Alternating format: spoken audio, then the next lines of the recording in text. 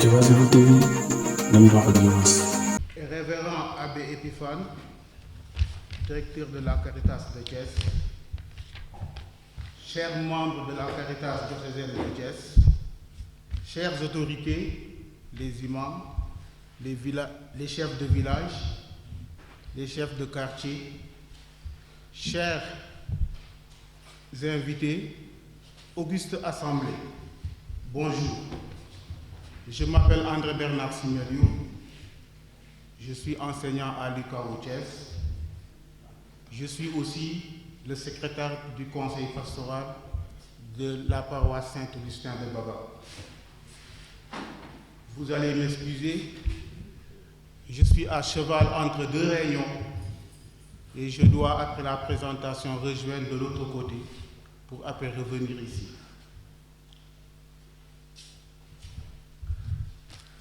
Alors, je présente la mutuelle qui est un projet diocésain. Elle s'appelle Thiofel. Donc, c'est la mutuelle Thiofel de Graïf. Graïf, c'est le groupe de recherche d'appui aux initiatives féminines. La représentante s'appelle Joséphine John, c'est elle la secrétaire générale. Le siège, c'est au quartier 10e Réao. L'objet de la mutuelle, c'est de contribuer à la facilitation de l'accès aux soins de base des membres. Li jëm ci doxalinu mutuelle bi information yi ma ciy joxe mooy d'abord da nga war a adhérer.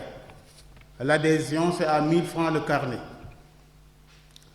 Après cela, cotisation war na la 300 francs par bénéficiaire et par mois. Carnet bi mën na accueillir bénéficiaires yu bari selon l'espace du carnet. Ku ci nekk war nga ko mën a cotiser 300 francs par mois. Il y a ce qu'on appelle une période d'observation de 3 mois.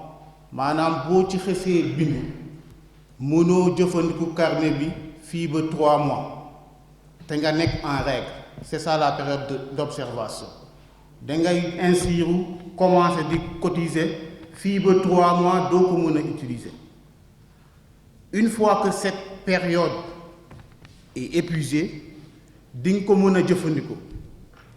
Pour les consultations dañ la ne par exemple ici à Babac, il faut d'abord aller au dispensaire des sœurs à Babac. Mën nga dem tamit ci poste santé fële Sainte-Anne, mën nga dem aussi à Peykouk, Notre-Dame de Lourdes. Am na ay conventions de prestations yoo xamante ne sont déjà signées avec responsables yu poste yooyu. Toutes les prestations que mu doon consultation mu doon médicaments sont prises en charge pour 50% par la mutuelle. Maanaam xaaj bi bu dee médicament wala mu doon consultation xaaj bi mutuelle bi moo koy fay. Bu waroon fay ñaari téeméer ngay fay. Ne peuvent commencer à être pris en charge que les adhérents à jour. Maanaam boo ko buggee jëfandikoo il faut nga nekk à jour. Mën nga nekk à jour dem ba nekkatu à jour mais jàppal ne mois bi nga xamante ne nekkoo à jour mënoo koo jëfandikoo. Moo tax am na date limite boo xamante ne ci ngay joxe sa participation. Date boobu bu passé te yow joxe yow participation on te considère que comme ku nekkul à jour ci mois boobu. Et mois boobu feebar day bette bu la bettee tamit doo ko mën a jëfandikoo. Li jëm ci hospitalisation maanaam bu fekkente ne da nga dem ba hôpital on vous recommande hôpital Saint-Jean-de-Dieu. Ñi nga xamante ne dañ leen autoriser pour ñu jëfandikoo carnet bi mooy toujours ñoo xamante ne ils sont à jour. Donc le patient maanaam ku xamante ne bokk na ci mutuelle te nekk na à jour suy dem daa war a yóbbaale carnet bi ak carte d'accès ACRIM benn projet la moom moo gën a faciliter réduction boobu booy dem ñaar yooyu nga yóbbu. benn lettre de garantie dinañ ko bind responsable mutuelle yi ñoo koy bind yow daal demal ak sa carnet loolu ñoom nañ ko yëg rek après dinañ def le nécessaire. lettre de garantie boobu am nañ 24 heures soit ñu def ko jour boobu wala le lendemain mais le délai c'est 24 heures. une fois là-bas le séjour maanaam li jëm ci lal bi ak restauration bi yëpp lekk bi ñoom ñoo koy jël en charge entièrement doo ci fay dara fii ba 10 jours maanaam fukki fan. bu weesoo fukki fan yooyu nag lépp lu ci tegu yow patient bi yow yaay jël lépp en charge. li jëm ci ay analyse ay rajo ay accouchement yooyu tamit mutuelle bi da ciy jàpp ba hauteur de 60%. maanaam bu fekkoon ne da nga waroon fay ñaari téeméer mutuelle bi mooy fay téeméer ak ñaar fukk. bu dee yow da nga nekk en retard 3 mois nga tardé bii mois beneen bi nga tardé waat beneen bi nga tardé waat dañ lay considérer comme da nga démissionné bu ñu la considérer comme da nga démissionné nga bëgg a ñëwaat il faut droit d'adhésion boobu 1000 francs bi il faut nga verser waat ko et nga nekkaat en période d'observation de 3 mois pour nga mën a jëfandikoo carnet bi. waaw doxalinu mutuelle bi noonu la fii alors puisque c'est un projet diocésain dañ ko yaatal ba fii ba moo tax ñu sas ñun ñi nga xamante ne ñoom ñooy responsable paroissien yi fii ñu sas ñu pour ñu piloter projet bi. maintenant on pilote le projet en fonction de notre disponibilité maanaam ci suñu jot.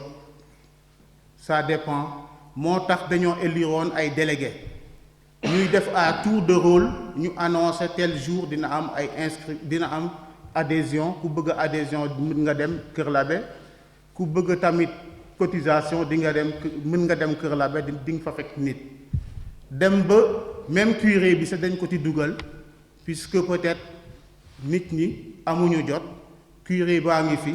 ku ñëw mën na ko gis moom tamit mu defal ko lu mu war a def alors loolu nag puisque amul responsable boo xamante ne mutuelle bi moo ko fi teg avec tout ce que cela demande comme engagement moo tax day am jafe-jafe yi nag mooy surtout mën nga ñëw fekkoo fi nit ki ñëw nga pour adhérer ñëw nga pour participer mais fekk bu fi kenn parce que nit ñi dañuy tourner beneen jafe-jafe bi mooy versement yi c'est pas systématique maanaam versement bi tamit dañuy encaisser abbé bi dañ ko centraliser fii Kër Labé après ñu def situation bi yóbbu ko fële au niveau supérieur donc ce n'est pas systématique. bu doon nit dafa nekk fii di liggéey pour loolu chaque fois bu paree amaana dinañ trouver système pour bu paree rek moo di yóbbu versement bi donc loolu jafe-jafe la. règlement des factures tamit ak poste yi nga xamante ne ñu ngi accueillir les mutualistes règlement boobu tamit c'est pas systématique donc des fois day jël temps ba à chaque fois on est obligé de présenter des excuses. donc loolu daal mooy doxalin bi fii pour le moment c'est un projet qui n'a pas atteint la maturité qu'il faut moo tax amagul responsable bu xamante ne moo ko war a jëmale ci kanam mais ñun ñi en tant que responsable de la paroisse ñu ngi koy jéem a piloter pour mu dem ba màgg ba nit kooku ñu mun ko tànn mu mun ko doxal noonu daal lañ koy doxale fii donc pour le moment à l'instant T nous avons enregistré 61 adhérents et les bénéficiaires sont au total de 242 donc ce qui veut dire que fii ba matul sa ñaari at biñ ko lancé gars yi ñu ngi ci dugg je dois aussi signaler que y a aussi beneen mutuelle bi fi nekk boobu c'est moo jiitu bi donc pour vous dire que rek nit ñi fonk nañ mutuelle mais dañuy continuer di sensibiliser ñëpp ñoo xamante ne yeewuñ ci.